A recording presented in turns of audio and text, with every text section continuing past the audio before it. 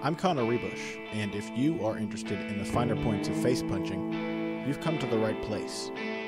This is Heavy Hands.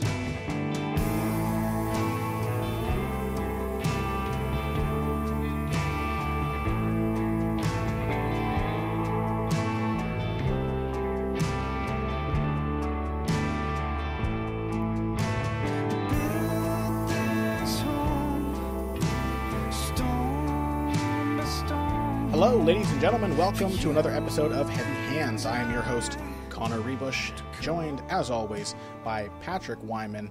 And today we have some very interesting fights to discuss for you. A guy you may not know that much about, unless you're from the UK, in which case you're probably very excited to see him perform. I'm talking, of course, about Joe Duffy, the last man, famously, to defeat Conor McGregor. And he faces Dustin Poirier in the main event of UFC's return to Dublin this weekend, October 24th. Before we talk about that, however, Pat, I would like to mention to everyone listening at home that Heavy Hands will soon be a part of Patreon. And in case you don't know what that is, Patreon is essentially an ongoing crowdfunding site that allows content creators such as Pat and myself, things like Heavy Hands, to basically have patrons, people who listen to the show and donate money on a monthly or a per episode basis to keep the show running, basically to take care of our production costs, to compensate us for our time, because we do spend a lot of time doing this, Pat. We do it because we love it, but boy, wouldn't it be nice to make a little money in the process. It sure would be. It sure would be nice. It's nice to get paid for things that take a lot of work that you enjoy doing. And so what we basically want from you guys before that gets up and running is suggestions, because the way Patreon works is you basically subscribe to a certain amount of money per month in advance, and the pay scales start very small and they end up going up very high. So you go anywhere from $1 to $3 to $5 up to $10 to $25 to $50 to $100 per month, whatever size your pockets may be. And for each of those, not only do you get to basically hear what our goals are, because, for example, we would love some new studio equipment. We would love some new mics. We would love to do all kinds of things. You get to know where that money is going. You also get rewards for the amount of money that you subscribe to give us. And so we would love to hear your suggestions on rewards and incentives that you would like to receive, from anything as simple as having your name mentioned on the show to perhaps getting a piece of Heavy Hands merchandise like a coffee mug or a t-shirt, all the way up at the top of the scale. Pat and I were talking about maybe offering a piece of private analysis for a $100 subscriber, something like that, where we would dedicate a good chunk of time to breaking down something that you do if you're looking to improve, or maybe an opponent if you are a competitor, or maybe just a favorite fighter of yours that you would like to learn more about. And we could do that for high subscribers. So if you have any ideas along those lines or anything unique that we likely haven't thought of, send your suggestions to us. Pat, how can they get in touch with us? I think they can, they should tweet at us. Tweeting is a great way to get in touch with us. Yeah, and from there, if you have more detailed suggestions, you can shoot us an email. Yes, and on Twitter, you guys can find us. Myself can be found at. I can be found at Boxing Bush, BUSCH. Pat, your Twitter handle? At Patrick_Wyman. So if you've got ideas for us, just let us know. Yeah, and the email is Conor, CONNOR, at heavyhandspodcast.com. You can also send me a Facebook message, facebook.com/Conor Rebush MMA. So we're looking forward to your suggestions. Hopefully this works out for us, makes it a little easier for us to run the show, and it should be a fun experiment. But on to the topic of the day. Joseph Duffy, Dustin Poirier. Why should people at home care about Joseph Duffy, Pat? Well, they should care about him because, like the man that he defeated in just over 30 seconds, Conor McGregor, who is now the UFC's interim featherweight champion, and is, what you might call the next big thing. A very inexperienced McGregor he defeated, it should be pointed out. He did, and a very inexperienced Duffy also. True. Like the man that he defeated, Duffy is coming into the UFC as not a finished product exactly, but a guy who's ready to compete at the highest level. Yeah. It's not like Duffy has a glaring hole in his game that needs to be filled before he can compete against the elite of the division. He's coming in ready to do that. And this fight against Dustin Poirier represents that step up in competition. If he beats Dustin Poirier here, then suddenly he's off and running into the top 15. He's going to get big time matchups. He's going to get headlining spots, and he's going to get a big push to be a backup star for the UFC in Ireland after McGregor. Absolutely. And one of my favorite things about Duffy as a fighter is that he's one of the few fighters in MMA that I know of who has dedicated significant time to boxing training. And this is not, it's a personal pet peeve of mine when people use phrases like MMA boxing.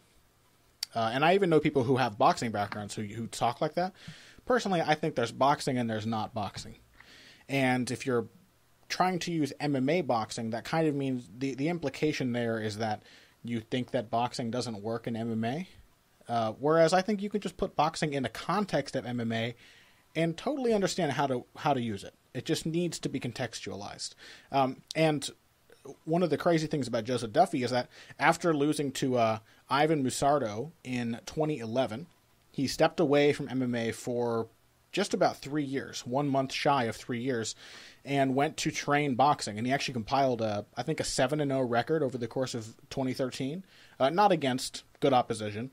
It's a record even worse than that of a Maldonado, whose boxing record... Well, nothing is quite as bad as Fabio Maldonado's boxing. Well, Maldonado's fought no one better than Duffy's fought. He's just fought a lot more of them. So necessarily, it's got to be...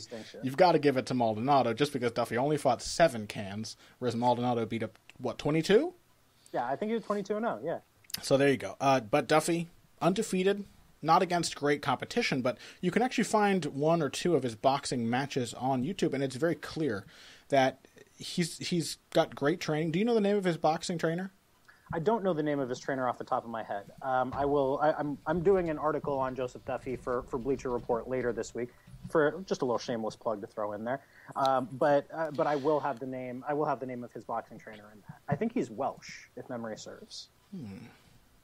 And his BoxRec page is uninspired, to say the least. So no information there online. So we'll look forward to learning about that. But the point is that Duffy is a good boxer and not an MMA boxer. He comes into MMA with excellent boxing at his disposal. And we've seen that in the fights that he's had in the UFC so far. And that's what makes his fight with Poirier so interesting, is because Duffy's been well known as a submission artist, but it stands to reason that a good portion of his fight with Poirier, who is a very dangerous knockout puncher, will be contested on the feet. And so we're going to really... This fight, I think, is a great opportunity to learn what the real depth of Duffy's boxing skill is. Would you agree? Yeah, I agree with that. I mean, so to come back to something that you mentioned a little bit earlier, Connor, something that I think it would be surprising to a lot of people who come from an MMA background or a kickboxing background even, is that boxing is not punching. And if you go to train boxing, if you've never trained boxing before, you will be shocked by A, how difficult it is, and B, how different it is from anything that you've done before in terms of striking arts. Yeah. If you're working with a real boxing trainer, that is a much different experience than working with a kickboxing trainer or working with an MMA trainer. It is no less difficult. In fact, I think it's more difficult. And you can see certain elements of that in Duffy's MMA game that you just could not get from doing anything else. There's a precision to the way that he strikes that only comes from having worked with a good boxing trainer for a long time on an individual basis. Like, you can't, you've mentioned this before, Connor, but you can't learn boxing in a class. That's not how boxing works. No, absolutely not. And can I gripe for a moment about the idea of MMA boxing as it relates to Joseph Duffy? Absolutely. To me, MMA boxing, that term means almost always, it specifically means boxing without the defense. Because if you watch MMA fighters doing boxing, there are a lot of MMA fighters with great offensive boxing. There really are. That are great punchers. But there are very few that have excellent, well-rounded punch defense. It's just something that has taken a long time to catch up in the sport. And it's been this way for a long time. Like, for example, who's Gray Maynard? Been a good boxer for a long time, offensively speaking. He's had great hands for a long time. Or who did Gray Maynard fight a while back? I can't believe I'm forgetting his name. Ross Pearson?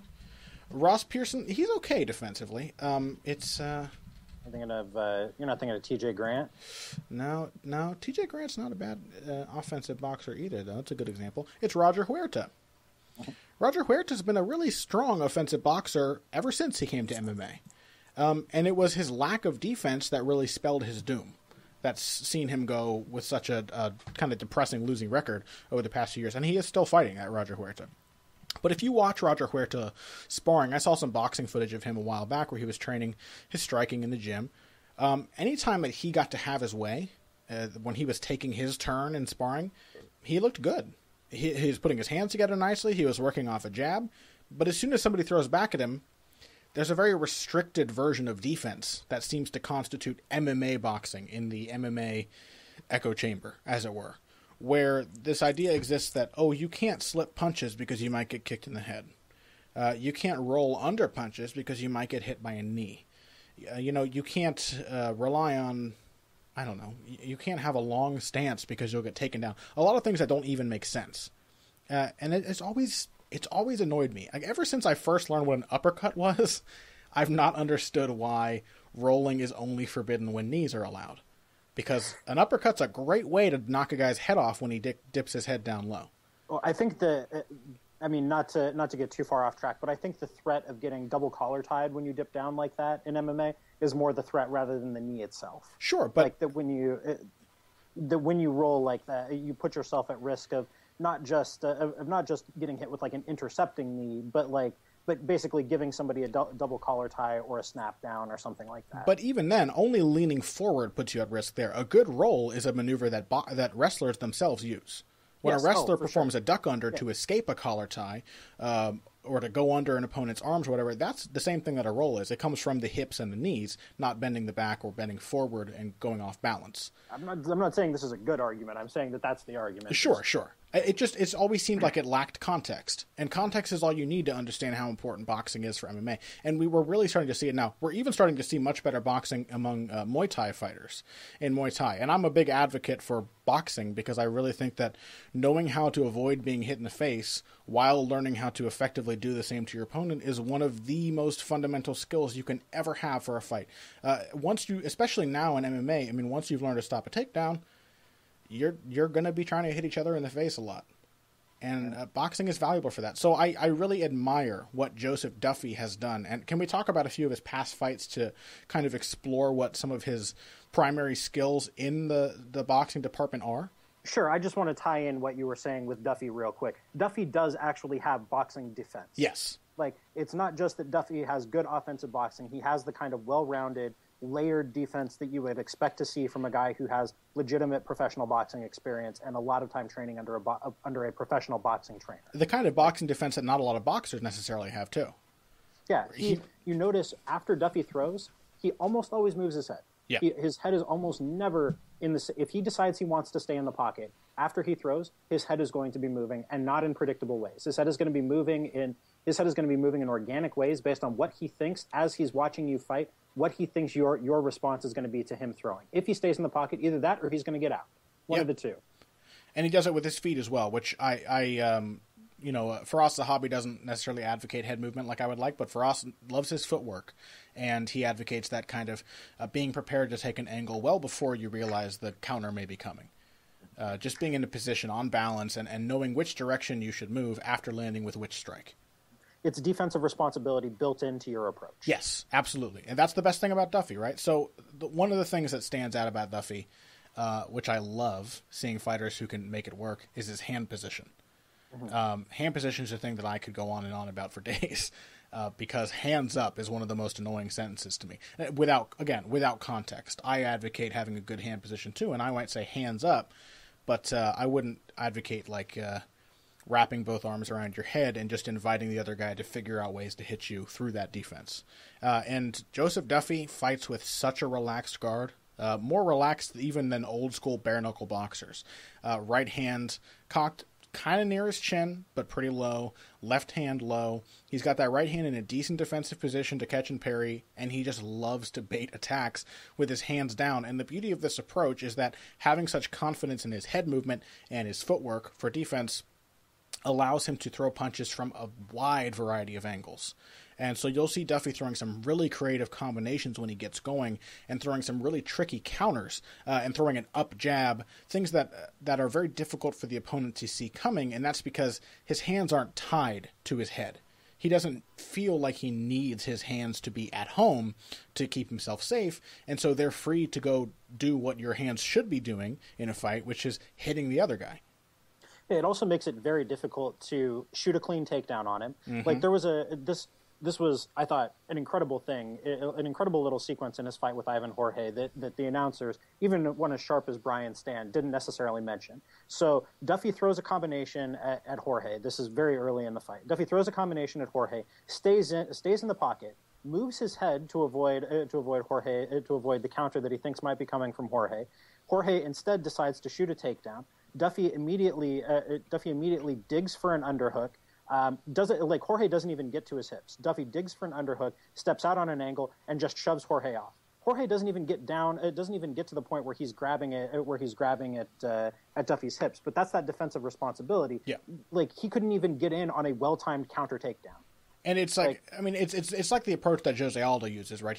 Or Alexander Gustafsson oftentimes. They beat the takedown before it actually connects. But Duffy, not necessarily being as fast for his division as those guys. I think he's pretty speedy, but he's not like a crazy fast like Jose Aldo's very quick. Alexander Gustafsson very quick for a light heavyweight. Duffy has a really easy time of stopping those takedowns because of his hand position. Because he's essentially in an underhook position already. Like he's at the very least with a low lead, he's got a left underhook. You can't stop it from happening because there's no way you're going to dig your arm under his left arm when it's lying across his belly. Yeah, well, we see guys. It's interesting. I think Duffy does this better, frankly, than anybody who fights with a low lead hand in MMA. Because there are a couple of guys who come to mind with it, or who have tried it at points in the past. Robert Whittaker, when he fought Colton Smith years ago now, fought with a low lead hand because he was so worried about Smith's takedown that he thought it was worth the defensive trade-off, because Whittaker, not a great defensive fighter at that point. He thought it was worth the striking trade-off in order to be able to dig that underhook. And it was. It turned out to be right.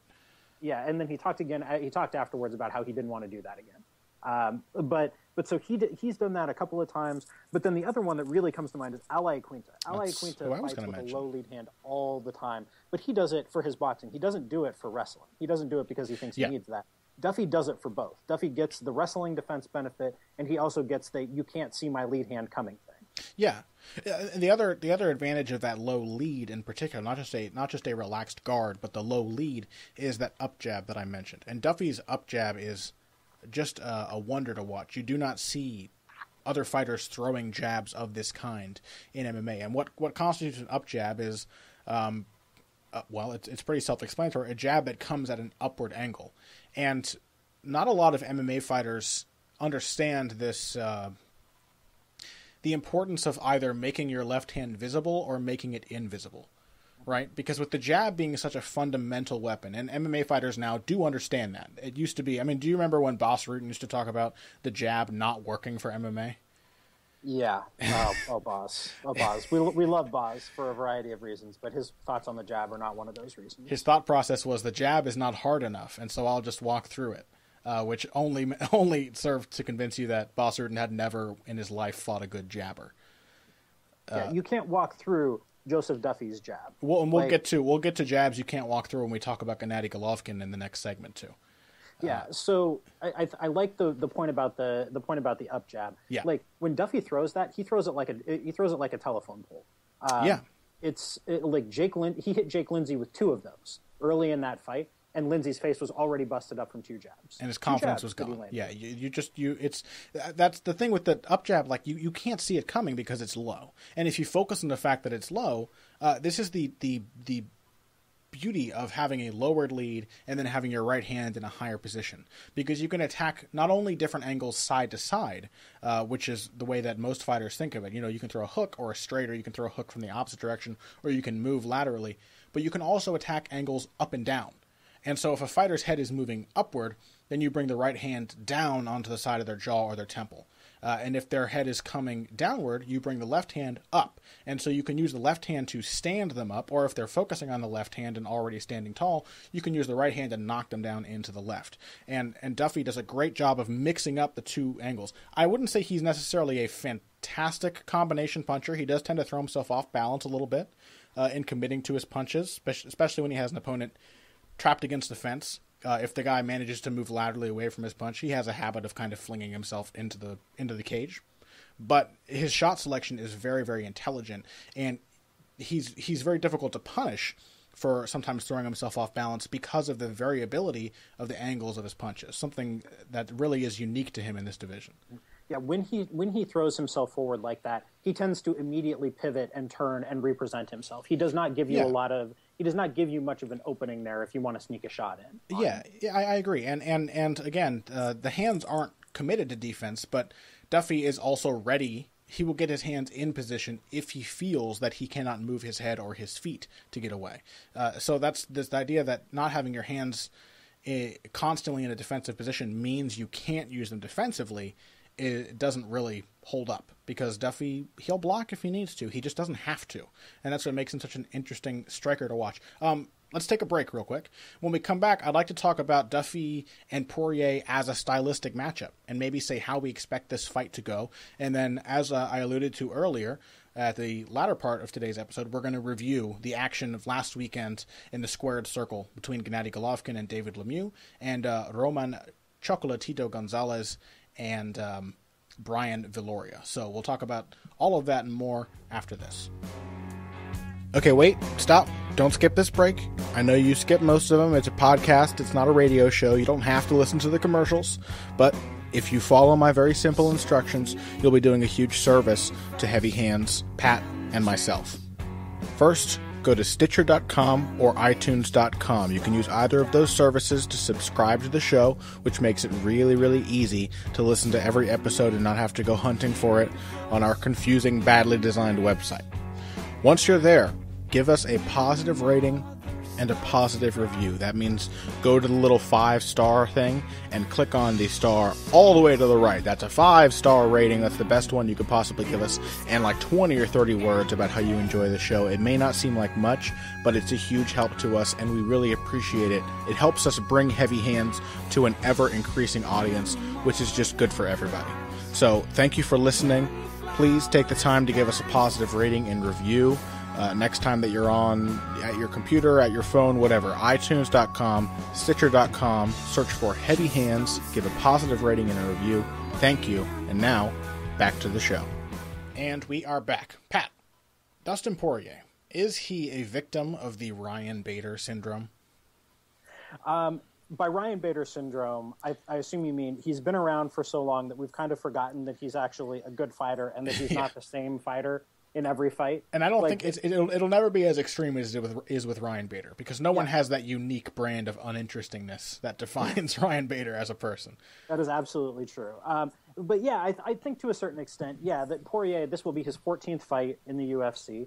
He's been fighting in the UFC since early 2011. I think he fought at UFC 125. So on I think New Year's Day 2011. He was already fighting in the UFC, but he's only 26. He's only been fighting professionally for 7 years. He's still young and he's still growing in the sport, and he's making demonstrable progress from fight to fight. He's one of the most offensively gifted fighters in a division that is absolutely chock full of offensively gifted fighters. He's a true puncher. One of the most offensively potent. And I think it's only improved since moving up to lightweight. I also think he's kind of finding his style a little more now than he used to. I think in the past we saw Poirier kind of feeling like he had to pressure, he had to go after guys, or when he was hanging back, he would not throw enough volume. He's really kind of found his zone as a volume punching boxer puncher. Right? Yeah, I agree with that. I think that, with all of that said, I think that there's still some flaws to his game that have always been there, and it seems to me at this point are probably always going to be there. Like what? I think his defense. I mean, first of all, I think as good as he is offensively, he's exactly that bad defensively. Yeah. I'm not sure I feel quite that, but he is really kind of an example of what I was talking about with MMA fighters being excellent offensive offensively and really, really lackluster defensively. He's the poster child for that, right? Yeah. Like his head almost never moves off the center line. Almost never. Like maybe I think I counted once in the entire fight with Yancy Medeiros where he slipped his head just a little bit. Yeah, he has started making a few adjustments, I think, that deserve credit. For example, he pulls to create distance more than he used to. Where he doesn't, one of the things, watching Rory McDonald, for example, one of the things that, and he's better with this now, but one of the things that always used to annoy me is how Rory McDonald would have his head over his front foot, and then the opponent would come at him and he felt like he was about to be hit, and instead of just moving his head back, he had to move his whole body. He had to take steps backwards to get his head out of range when, with your feet spread about shoulder width apart, you have a lot of room that your head can cover at the end of the long pendulum that is your torso. Just moving it from being over one foot to over the other, that's about 2 extra feet of distance at least. Absolutely. And Poirier has gotten better with that. Yeah. But that's his first line of defense. His second line of defense is his feet. Mm-hmm. And his third line of defense is a static high guard. Yeah, and that is not ideal for a guy who wants to spend as much time in the pocket or at the fringes of the pocket as Poirier does. I fully agree. With a guy whose home is in close, I mean, it's great to have a sort of effortless style of defense, one that allows you to use very little energy while you actually encourage the opponent to waste his. I mean, one of the pieces of cornering advice that stood out in my memory for a long time is... I can't remember who Pernell Whitaker was fighting, but George Benton in his corner, he tells Pernell Whitaker audibly during the broadcast of this fight, maybe it was probably during the Julio Cesar Chavez fight, and he just says, let him swing, which seems counterintuitive, right? Most fighters don't want their opponents to be throwing at them. A lot of fighters work very hard to discourage that, but because Pernell Whitaker had such great defense, he could just stand close to the guy and let him swing away and just let him waste energy and basically break his own confidence by ramming home the idea that, no, you can't hit me even when I'm right in front of you. That's a great thing to have if you want to be in the pocket and if you want to be a counterpuncher and if you want to not be a counterpuncher but be able to land counters while the other guy's attacking you. And Poirier is great at that. He has great instincts for putting his punches together. The uppercut with which he floored Carlos Diego Ferreira, beautiful. Absolutely beautiful punch. He's got a great right hook. The right hook that he used to drop Eric Koch in their fight. All of that stuff is money, and it's been good and getting better for a long time. And he's added a little bit of footwork, so now he circles around. He sometimes pulls his head back, but there's just not enough there to encourage it. And I that's why I favor Joseph Duffy in this fight. But it does make me nervous, Pat, the odds for this matchup, because I think I did not expect Duffy to be a minus 200 favorite. Yeah, I agree with that to an extent, but like as I have watched more and more tape on this, I understand more and more why Duffy is the favorite. I think those odds is that big a favorite. I think the odds are missing something big, and I'll get to that in a minute. But I think if this plays out as a striking matchup, as most people seem to think it will, then I understand why that is, because there's just a different level of craft here between the two guys. We talked at great length about the intelligence of Duffy's defense. We talked a great deal about the intelligence of his angles, the way that he moves at close range, how difficult it is to get a clean shot in at him. And also, this is something that we haven't brought up yet, but Duffy is really good at pressuring. He is really good at backing guys up to the fence. Mm-hmm. And one of the problems with Poirier's game, even today, is his willingness to let himself get backed up, or his lack of craft in escaping. That a lot of the time he finds himself getting backed up to the fence. He feels his back foot hit the fence, and then as a reaction, he throws back at you. Yeah, and he has to fight his way off. Yeah, and that's how a lot of guys have had success hitting him. That's how Akira Corsani hit him real hard, doing exactly that. And Joseph Duffy is a lot more dangerous and talented than Akira Corsani. Yeah, I mean, Corsani is essentially Dustin Poirier without the durability.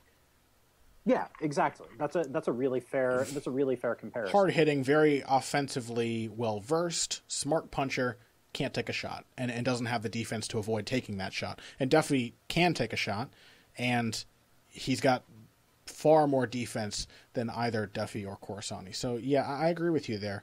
I agree with you. You're picking Duffy as well, right? I am picking Duffy. My caveat here and this is a pretty big caveat, is that I think that people are overlooking the clinch. That Dustin Poirier has turned into a really, really good clinch fighter, and we frankly know very little about how good Joseph Duffy is in the clinch. Yeah. We really do not know the extent to which he can fight there for extended periods of time. How does he react when guys are going to try and grab him, pin him against the fence, hold him there with the head, dirty box him, knee him, elbow him? We really don't know a whole lot about that. It's something Poirier is not just good at, but he's increasingly good at. He trains a lot with Will Brooks, who is one of the very best in-fighters in all of MMA. And if I were Poirier's coaches, I would be saying you're either in the pocket or you're in the clinch. You're not at long range with Duffy. There's no question that if Duffy keeps Poirier on the end of his jab and cross all night, then and Duffy has a lot of experience doing exactly that to southpaw punchers. Yes. Then it's going to be a long night for Poirier. But if he can keep it in the pocket, if he can work his way into the clinch, maybe a takedown or two, then suddenly this looks like a much, much different fight. Agreed. If in mid-range, it's at very least an equal exchange for Poirier, given Duffy's defense, if not a slightly beneficial one because of Poirier's power. And he's also a better combination puncher, I think, than Duffy. He's a very natural combination puncher. He selects his punches very well. Duffy doesn't typically go beyond 3, maybe 4 punches at a time before looking to escape, create an angle, create distance. Poirier is happy to hang out and just swing away with smart bombs for long periods of time if he has to. And then the clinch, I had not even considered it, but I think that's a very good point. I would hate to see Poirier bank on that and then go in and find out that Duffy is in fact an incredible clinch fighter, which is possible.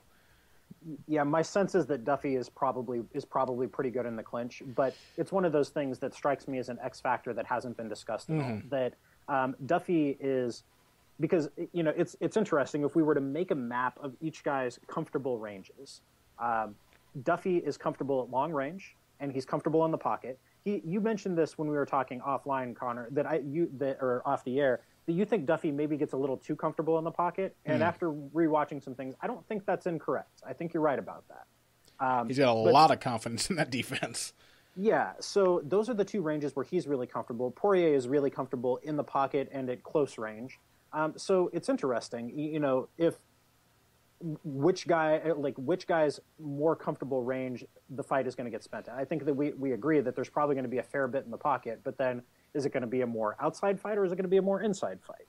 And our suspicion is, we share the suspicion that it would be more of an outside fight, hence why we're picking Duffy. Yeah, exactly.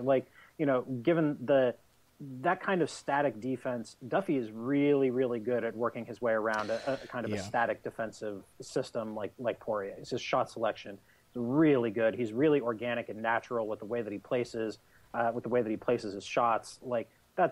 I think we'll see him going to the body a lot, and I don't know how Poirier is going to be able to deal with it. And he's shown great patience in the past, where he is happy to just bank rounds, keeping you on the end of his jab.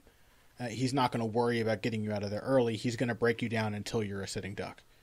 So yeah, that's one of those things. I mentioned this at the very beginning, but he's a mature fighter. He's experienced. He knows what he's doing. He's very calm. He's cool. He's collected. A lot like Conor McGregor was when he came in. There was nothing that Marcus Brimage was going to do to Conor McGregor that he hadn't seen before. I don't think there's anything conceptually that Dustin Poirier offers that Duffy hasn't seen before. I mean, he hasn't seen it at that level, but conceptually, it's nothing new for him. Yeah, agreed. So anything else on this card that deserves discussion? Any other fights that pique your interest before we move on to last Saturday's boxing event? Well, I think Nicholas Dalby versus Darren Till. You and I are both pretty excited about that. Yeah, very excited. This is for my Sherdog preview, this is my can't miss fight. And it's not the kind of can't miss you would normally have. I don't expect this to win any Fight of the Night awards because they never give Fight of the Night to really good tactical battles. But I think that's exactly what it will be, because we've got two guys who are prospects, though Dalby, curiously, with only one more fight on Dalby's record, he is 8 years, I think, 8 years the elder of Till. He's 30 years old, and I think Till is only 22. And But still, I think both men are fairly considered prospects. Dalby has been picking up a lot of really good wins on the European regional circuit. He's beat a lot of tough veterans. And Till doesn't have the same quality of opposition, but he trains at the roster at Astra Fight Team in Brazil. I never realized how deep that roster was, but there are a lot of guys in that team with well over 30 fights and heavily winning records, coached by... What's the fellow's name? Marcelo Brigadero. Marcelo Brigadero, the Lute Livrador. Which is, for those who don't know, jiu-jitsu plus leg locks. It's basically thought of as Brazilian catch wrestling. It's kind of the other offshoot of the Gracie style. Who was the man who started Luta Livre? Oswaldo something? Does that sound right? Yeah, it was somebody. It was one of the original students of one of the other students of Kimura or someone who came over from Japan. God, no. What was his name?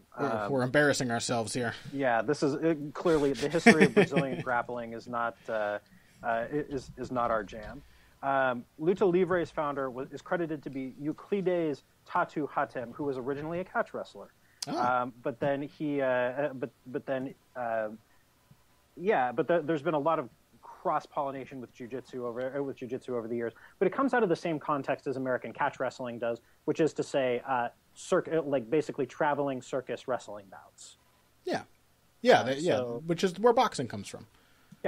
Yeah, it's but it's interesting, and Luta Livre has a long and storied history, and in the Brazilian Vale Tudo and now MMA scenes, a lot of really good regional journeymen with that kind of background fighting in Brazil, and Darren Till combines that training environment with a deep background in the pure Thai style.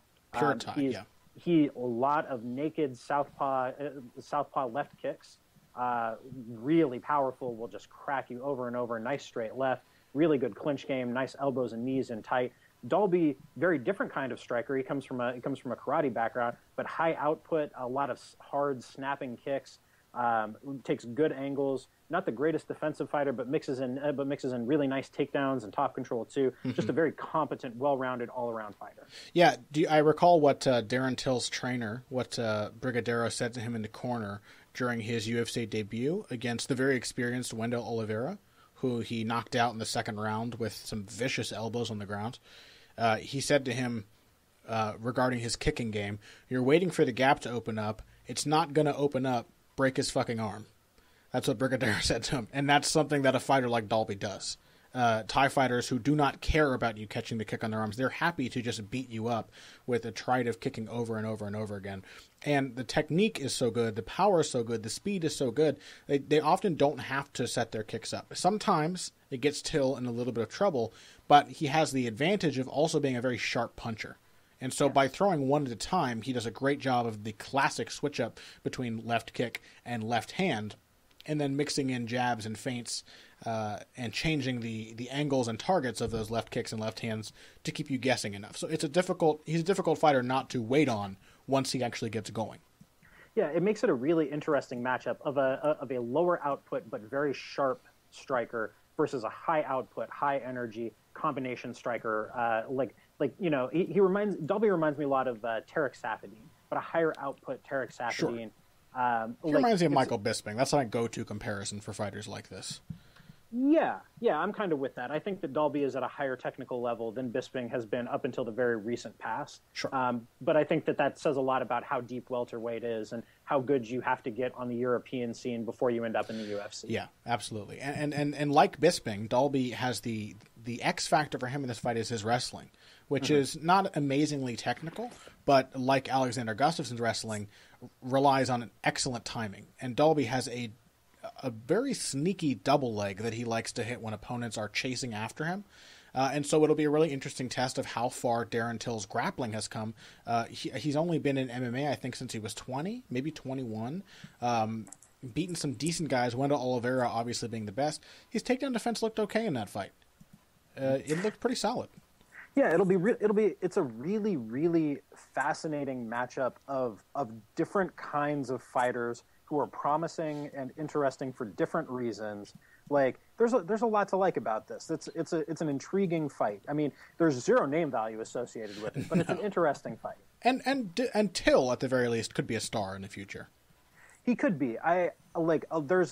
There's getting to be a fair bit of hype around him, and in interesting ways. So I'm intrigued by this. He's got a fun style. He's got charm. He's got a silly Scouse accent. It'll be good for him in the future. He could have that charisma. So, if you guys are going to check one fight out besides the main event, and definitely don't miss the main event because Duffy Poirier is solid, I recommend you check this one out. I can't imagine it not being an interesting tactical battle, even if it's not action-packed. I expect it to be really fascinating with a lot of very subtle momentum changes, both smart fighters trying to out-adapt one another. And those are the kind of fights I really enjoy. So check it out if you get a chance. Now, we'll take one more break. When we come back, Pat, we're going to talk about Gennady Golovkin, who... holy shit that he did his very best to shut me up with that performance against David Lemieux, and about Roman Gonzalez, who turned in an incredible performance against maybe a career-best version of Brian Viloria. So all of that after this break. Okay, so here's another way you can help us out. Go to your couch, lift up the cushions, and scrounge around in the creases for change, lint, like bent paper clips, like a thumbtack that you stab your thumb on and then you scream alone in your living room. Throw all the stuff out except the change. All right, now take that and deposit it into your bank account or your PayPal account. Head over to heavyhandspodcast.com and click on the donate button on the right side of your screen. Whatever money you just found, which you weren't using anyway, send it to us, all right? Because Pat and I will use it. That money helps us keep this show on the air and free of charge, which is great for you. It's great for us because that way we're making a little bit of money. The donations are a huge deal for us. So please go to heavyhandspodcast.com. Any spare change that you might have lying around, hit the donate button on the right side of the screen and send it our way to help us keep this show live. Thanks. And now back to Heavy Hands. And we're back. Gennady Golovkin, Pat. Did he look like a guy who only knows how to rely on his power against David Lemieux? He did not. He really didn't. He did not look like he has strayed too far down the puncher's path, as they say. He really didn't. I respect to the man for reining in a sort of ego that has destroyed many men who don't even hit as hard as him. Who he really, really fought an incredibly disciplined performance against Lemieux. And I really expected, I think you agree with me on the McGregor thing. Very similar prediction I made there with McGregor. I think he's running down that path right now. Golovkin, it turns out that when he said he was only taking punches from Willie Monroe and Martin Murray because he wasn't worried about their power, he was probably right. Yeah. I mean, I think it showed just the depth of the craft that Golovkin possesses in addition to the puncher's skill set. He also has the boxer's skill set. He, as much as he has shown in the past that he is perfectly comfortable as a full-blown pressure fighter, he also showed that he can just sit back and box when he has to. And God, he just destroyed David Lemieux's face with that jab. It was gorgeous. Yeah. Do you think it's fair to say that he is more offensively minded since coming to the U.S. Rather than the kind of defensive fighter he used to be? Oh, absolutely. There's zero question about that. And there's zero question about the transformation.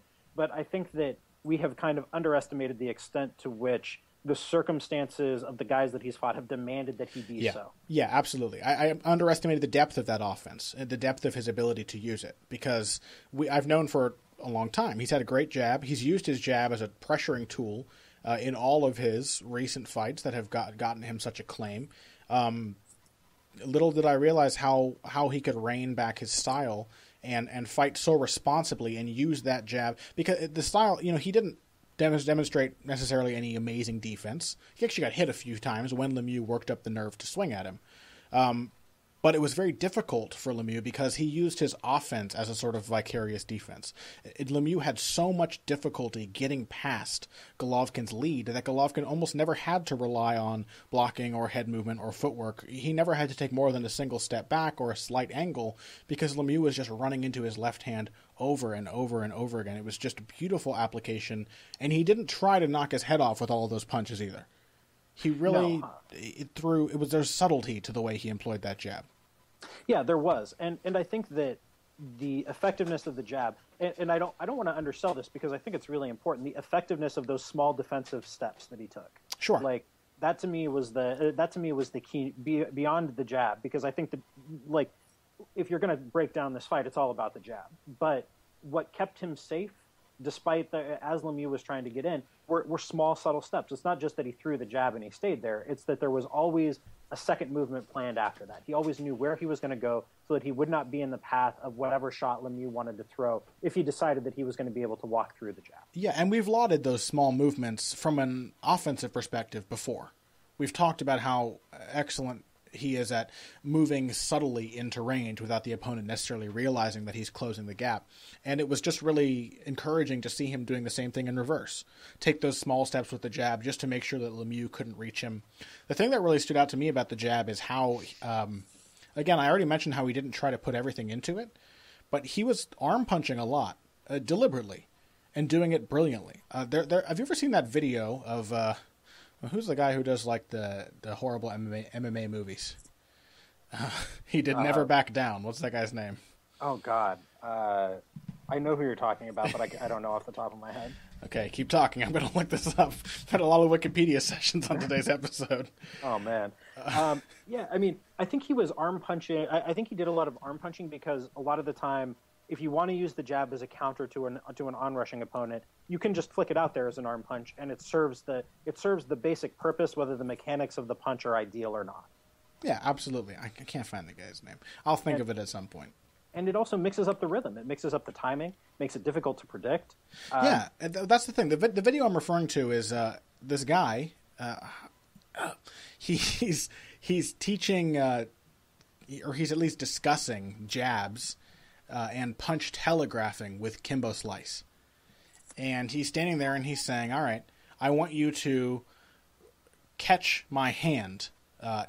You know I'm going to punch with this hand. I'm right in front of you. I want you to catch it. And he throws a jab the way most boxers throw a jab, which is to kind of tense the muscles and let the hand go. And Kimbo, not the fastest man in the world, that was enough of a telegraph for him when he had no other distractions to catch that jab at will. And then he did the same thing, just extending his arm. No muscle behind it, no tensing, no effort to put power into it, just extending the arm, and it was almost impossible to stop that punch from coming. And it wasn't even faster. It just didn't have the tell. Because when the thing is coming straight at you, I mean, that's why we have brake lights on cars, right? Because it's very difficult to measure the rate at which something is advancing towards you if you don't have some other sort of ancillary motion to give that movement away. And so that's how Golovkin was jabbing. It was just left hand's here, and now it's here. And so Lemieux, who has really improved as a defensive artist in the past few years, at least 50% of the time that he was making some kind of defensive reaction to avoid that jab, he was swatting at air. And 25% of the time that he was making a defensive action otherwise, he was doing it after the jab had already connected. He just had no forewarning most times that jab was coming. And then occasionally Golovkin could then have the advantage to sit down on a good stiff left hand or on a combination. And he was really conservative with this combination punching, which made it all the more impressive when he did let go. And almost every single time he let go with a combination, he hurt Lemieux. Almost every time. Yeah, it was a beautiful performance that showed off. Like I said, it showed off the depth of his craft. Because picking and choosing your spots to engage against a puncher that dangerous it's an incredibly impressive thing. You have to walk a tightrope with a guy like that, because even if you're as tough as Gennady Golovkin, and even if there's as much of a now obvious skill gap as there was, you still have to be worried about that guy landing your punch. You don't want to exchange with that guy just for the sake of showing off how big your balls are. Like, you don't need to do that. Yeah. And like, it was impressive that Golovkin was able to stay composed for the entirety of that fight. He only got caught clean by Lemieux's power once or twice in that entire fight. Really. Mm-hmm. Like, it did not happen very often. Lemieux had some success going to the body with power, but to the head, Golovkin's face was almost entirely unscathed by the end of that. And that shows the extent to which he was able to dictate Lemieux's choices in such a way that it made landing power to the head an impossibility. Yeah, it was Michael J. White, by the way. Okay, yeah. Michael J. White is the martial artist / actor I was thinking of. Yeah, I believe Michael Schiavello did a voice versus episode with him. Oh, he's an interesting guy. He's a fun guy to listen to, and he's smart, and he knows his martial arts. And that's a good video to check out. I encourage you guys. It's similar. It reminds me of the video of Bernard Hopkins talking to Rashad Evans about the lead right, and just throwing it, just letting it go. Yeah, it's interesting. Yeah, I like to hear people who know their stuff discussing. If I wasn't myself, I would listen to this show because I really enjoy hearing the craft talked about. So how about Roman Gonzalez, man? Oh. And Brian Viloria. Man. In fact, maybe we should talk about Brian Viloria first, because we didn't even devote any time to Brian Viloria. We ran out and we're like, it's okay. I expected that if one of these two fights, either Gonzalez Viloria or Golovkin Lemieux, was going to be close, I expected that Lemieux was the liver dog, the more living dog, as it were, the better underdog. It turned out to be the opposite. Brian Viloria turned in a brilliant performance and a very intelligent game plan in trying to beat Gonzalez, and it looked great for him, and then it ended up looking even better for Gonzalez with how readily he adapted to the difficulty that Viloria was giving him in the first 1 or 2 rounds. I thought he probably took both of those first 2 rounds. Yeah, Viloria was in there to win the fight. I don't know if I think that Viloria took the second round, but he definitely took the first round. I thought so. And the second round was close. And I think like on the HBO broadcast, Kellerman thought that he took the second round and not the first. And Harold Letterman thought he took the first round and not the second. Either way, the beginning of that fight was very close, with Viloria landing some serious power punches, particularly to the body. Yeah, Viloria's left hand is just a thing of beauty. Yeah. And he was intelligent in when and where he threw it. As you pointed out off air, Connor, like the punch that hurt Chocolatito just before the end of the fight was a gorgeous left hook to the body, a gorgeous liver shot. Yeah, it badly hurt him. In the 9th round, Gonzalez had to take about a minute off just to cover up and keep his hands at home before he could feel comfortable letting his right hand go again, because he was that badly hurt. And if you're Roman Gonzalez never takes a minute off. Roman Gonzalez is a guy who throws 30 or 40 punches per minute. Yeah. To take an entire minute off shows you just how hurt he was. But that was Viloria's last stand. But nothing to be ashamed of in that performance for Brian Viloria. No. He gave it everything he had. It was an intelligent fight. He was clearly well prepared. He knew what to expect. But at the end, he just got overwhelmed by Chocolatito's ability to push the pace, to choose his shots. There is no better fighter at defending in the pocket than Roman Gonzalez in boxing today, or in combat sports, period. Nobody is better than him at defending at that range. Nobody who throws that much volume. I would say period. Really? I would say literally period. I don't think that anybody in combat sports is better at defending in the pocket than him. I mean, Floyd Mayweather. Yeah, okay. But how often is Floyd Mayweather defending in the pocket? Would be my question to you. It's true. Yeah, it's true. It's true. I definitely understand what you're saying. I can't really disagree. I have to split hairs basically to come up with people who go against that statement, because and it's, I like Roman Gonzalez because he's so different as a defensive stylist. He doesn't. I don't know. The system with which he defends punches is just so interesting. Most defensive stylists that we see are like the classic American fighter. They fight out of a shell. They use their shoulders to defend most of the punches. Gonzalez is a lot more like Canelo as a defensive fighter, because Canelo has picked up a lot of defensive tricks that seem more suited to American fighters like Floyd Mayweather, where he'll use shoulder rolls and stuff like that. But he's also got the more traditionally Mexican style of using a nice high guard and using head rolls and things like that. And Gonzalez combines many different schools of thought of defense very well, and so it gives him just a kind of complete adaptability in close, where no matter what, he's always got another layer of defense he can go to. If he's not in position to slip, then he can bring his glove up to block. And if he's just thrown with that hand, then he can slip to the other side and bring his shoulder up to block. And if you're throwing a hook, he can roll under. And if it's an uppercut, he'll catch that with his hand and then work to the inside, or he'll pull his head back. And he's always in position to throw after making one of these movements. So not only is he such a great defensive stylist, such a great defensive fighter, but it's so dangerous to miss a punch against him. It's like a death sentence to throw at him and not land, because he's always ready with a counter. Yeah, it embodies the concept of layered defense. Yeah. That there's always another thing after that to ensure that Gonzalez does not get hit that much. Yeah. Like, it's incredible to operate at the range and the pace that Gonzalez operates at without getting hit more. Like, I mean, it's not just incredible. It's absolutely mind-blowing and almost difficult to explain. And the only way to explain it is by invoking the idea of preternatural skill at every single layer of that. That, you have guys who have great head movement in the pocket. You have guys who are great at parrying punches. You have guys who are great at using a high guard. you have guys who are great at every individual element that goes into responsible defense in the pocket. Roman Gonzalez is at least plus, if not absolutely off the charts outstanding at every single one of those. Yeah, he also proved us a little wrong in the same way that Golovkin did, because he didn't go with a crazy pressure approach here, not constantly. He pulled back a little bit and did a little more of the Joe Louis thing, where he was more concerned with navigating his opponent than he was the ring.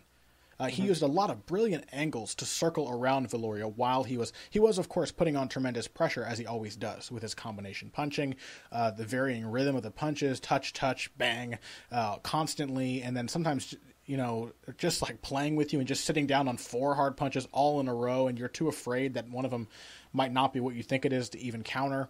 And he did that with some of his best angling in a couple years, I think. Moving around Viloria to find the angles for his punches while avoiding the counters. It wasn't necessarily a spatial pressure. That was what stood out to me. It stood out to me about both Golovkin and Gonzalez. And I think it's an excellent reminder for those of us who get used to maybe reading too much of a pattern into too much of a signal into the noise that comes through when you're watching fights, that these guys are versatile and they're smart and they have smart trainers. And they're aware that at this point, guys like Golovkin and Gonzalez are versatile enough that they can switch things up when and how they need to. Absolutely. That they have this incredible base of skill to work with that you can adjust to a specific opponent. That they were both faced with really, really hard punchers, and that they had the depth of game to be able to work around that in interesting ways. Absolutely. You know who it reminds me of? A great example of that is Gene Fulmer, the late, great Gene Fulmer. He just recently passed away, just this last year. This year, in fact, this April, at the age of 83, which is a hell of an old age for a guy who took so many beatings as a fighter. And Gene Fulmer was like, he was always described, the old term for this was a crude-style fighter. When he fought Sugar Ray Robinson, it was like you couldn't think of two more opposite fighters. One is just like as smooth as butter, so pleasant to watch, and Gene Fulmer was just like a dirty, blue-collar, gritty fighter. And Gene Fulmer, you would expect that from him in all of his fights, but once upon a time, Gene Fulmer had a rematch with a boxer named Spider Webb, and he outboxed Spider Webb for 15 rounds. Just out of nowhere. Like, I guess he just thought it was the right approach, and he just went in there and boxed him. He went around, he used his jab, he used angles, he fought on the outside, he didn't take the lead too much.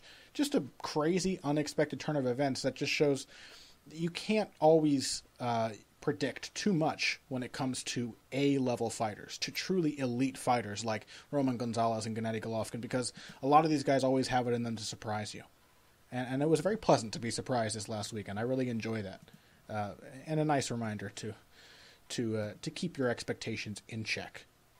Yeah, I think if there's anything that we need to work on as analysts of the sport of the combat sports, it's that we are capable of being surprised all the time. Oh yeah, and that like that's what makes combat sports interesting and hard to predict, is that things like guys change, their games change from fight to fight for reasons that are oftentimes difficult to suss out, or that may have nothing to do with the specific opponent in front of them, and sometimes everything to do with the specific opponent in front of them. And like, it's a conversation that we've had about Gennady Golovkin, is how the pressures of being an older fighter who has a limited window in which to make his money and to make his star in the United States is incentivized to fight in ways that are not necessarily congruent with long-term success or health, or right? maybe not fully representative of his real abilities. Yeah, and that the same is true somewhat of Conor McGregor, and that so there are a lot of different reasons why fighters do the things that they do in a fight, and I think that getting a sense for why that is, and the precise ways in which guys can come out and surprise us too, and that sometimes they can fall back on a deep well of skill. It's an interesting thing. It's one of the things you got to love about combat sports. We can have our suspicions, but we can never truly know when it comes to fighters of this level. Precisely. Yeah. So thank you, everybody, for joining us for today's episode of Heavy Hands. We hope you enjoyed it. Again, just a final reminder, we will be on Patreon very soon. If you have your suggestions of what kind of rewards or incentives you think would be worthwhile for each kind of pay grade, or just things you'd like to receive for helping to support the show, then let us know. Again, you can get in touch with us most easily on Twitter. I can be found at BoxingBush, B-U-S-C-H. Pat is at Patrick_Wyman. And you can also find us via email. That's Connor, CONNOR, at heavyhandspodcast.com. Before we sign off, Pat, is there anything quickly that you have coming out this week? Yeah, I've got my usual preview coming up on Bleacher Report that should be out the same day as this episode is released. And then I will have a piece on Joseph Duffy, on who is Joseph Duffy and what is his game. Let's get to know the man a little bit. Yeah, and I think I'll be writing something about Terrence Crawford, but I have nothing concrete in mind yet. But Terrence Crawford's fighting this weekend. And boy, if we're talking about A-level fighters with extreme potential, Terrence Crawford is the man to keep your eye on. So. Also, Warren Buffett, big fan of Terrence Crawford, which is just my favorite random thing. Warren Buffett, just the dorkiest man on earth, having conversations with Floyd Mayweather, sitting ringside, looking like he's missing a pocket protector. Just love him. Did you see the T-shirt that he was wearing at the last Terrence Crawford fight in Omaha? What did it say? It was just like, it was the dorkiest looking T-shirt. It was a Terrence Crawford shirt, but like Warren Buffett wearing a Terrence Crawford T-shirt that had some graphics on it. It was borderline MMA graphics on his T-shirt. I love it. But just Warren Buffett looking like he'd had a few drinks and he was out having a good time in good old Omaha. I love it. And I love Terrence Crawford. I'm excited to be watching him fight and breaking him down. As for the guys we discussed today, had a pleasure watching them fight. I'm looking forward to watching the ones that we haven't seen yet perform this next weekend. We hope you guys at home feel the same. If you came here today for the finer points of face punching, you came to the right place. This has been Heavy Hands.